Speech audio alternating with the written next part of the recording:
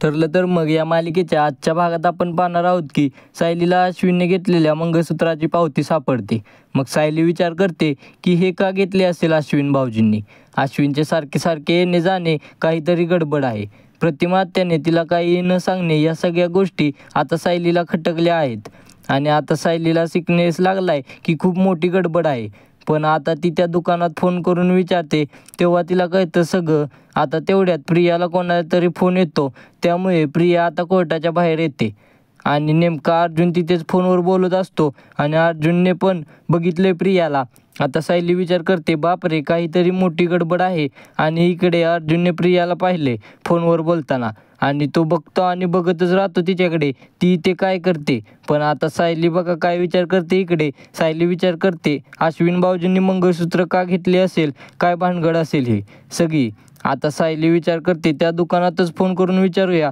पण तेवढ्यात कल्पनाताईंच्या मोबाईलवर फोन वाजतो आणि ती विचार करते, अगं बाई, आई तेच फोन विसरल्या. आईंना फोन कोण करत असेल, म्हणजे काय महत्त्वाचे काय असेल का.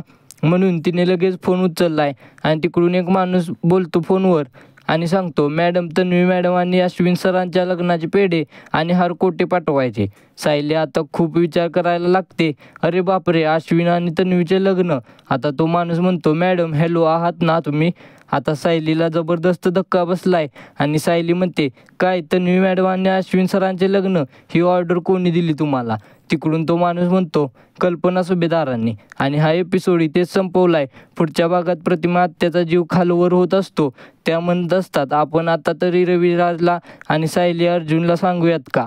आता या टायमिंगला ते कशाला लग्न थांबवतील.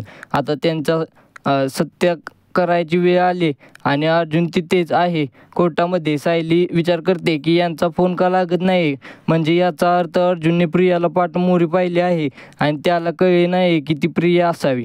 आता ही सायली विचार करते, काही झालं तरी मला अश्विन भाऊजींचे आणि तन्वीचे लग्न होण्याच्या आत तिथे पोचायला पाहिजे.